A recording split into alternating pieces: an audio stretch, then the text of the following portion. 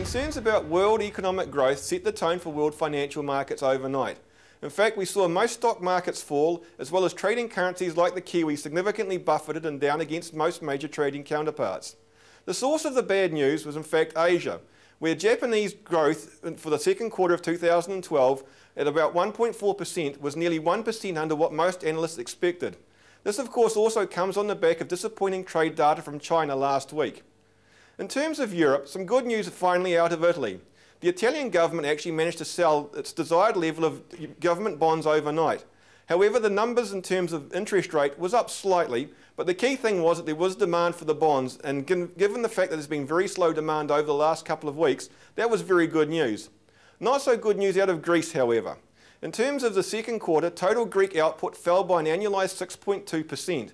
And what this means is that the Greek economy is now entering its 5th year of recession.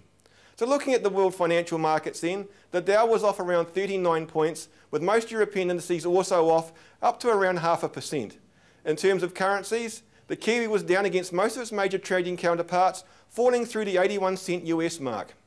Beef and Lamb New Zealand recently released its stock survey as at 30 June 2012. The stock survey looks at numbers of beef, cattle and sheep across the country. In terms of the sheep numbers, the sheep flock is expected to be up slightly relative to last year. The number of breeding ewes up to around 20 million, with the total sheep population almost reaching 32 million. In terms of lambing percentages, based on scanning, it's expected that the 2012 lamb crop will be up around 4% on last year. That's around 1 million extra animals. In terms of the disposition of sheep across the country, interestingly enough, the North Island now has more sheep than the South Island.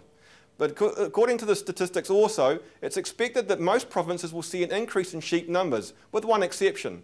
That exception is Marlborough-Canterbury, where it's expected that the actual numbers of sheep will decline by around 0.8%.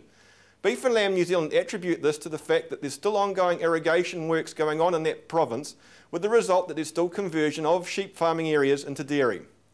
The big question is, of course, whether this 2012 result actually marks the beginning of a resurgence in national flock numbers. The last time we saw an increase was 2006. However, that was followed by 5 consecutive years of falls.